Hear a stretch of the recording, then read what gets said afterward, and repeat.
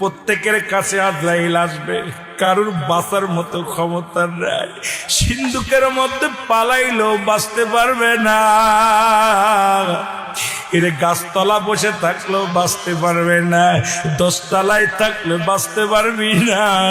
এর মুসলমান পালানোর মতো কোনো জায়গা নাই। পৃথিবীর যে প্রান্তে থাকো গো,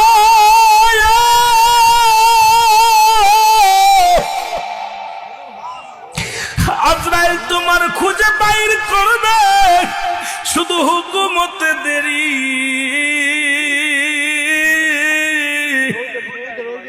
হায় রে মত, এই দুনিয়ার মধ্যে পড়ে থাকবি, এই দুনিয়ার বালাখানা, টাকা পয়সা ধন দৌলত বাড়ি গাড়ি কোথায় দিয়া যাবি?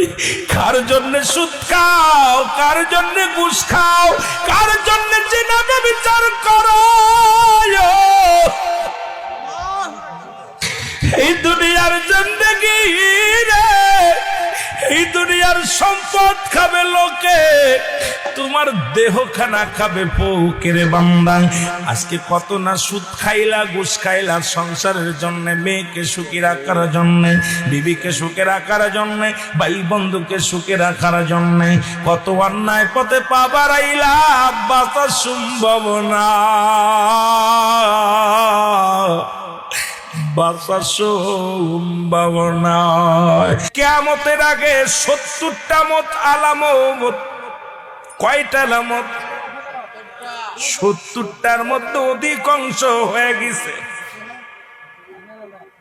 মুসলমান শুনে নাও, 70টা আলামতের এখন বর্তমান আর কয়েকটা বাদ আছে। তার মধ্যে ইমাম মেহেদী আলাইহিস সালামের আগমন,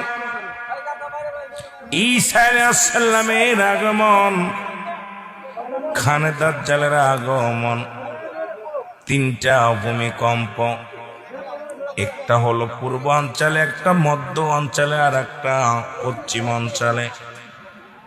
এ মুসলমান শুনে নাও, ইজিপ্ট মজুতের আগমন। এ মুসলমান এইরকম একাধিকগুলো রয়েছে। এখন বর্তমান আর 10টা আলামত বাদ আছে রে মুসলমান।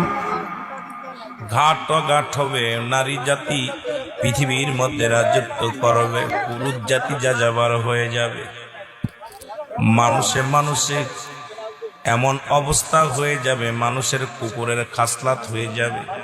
নবীজি বলছে বালহুয়া কিলাব, এই দুনিয়াটা পচা দুর্গন্ধময়ী।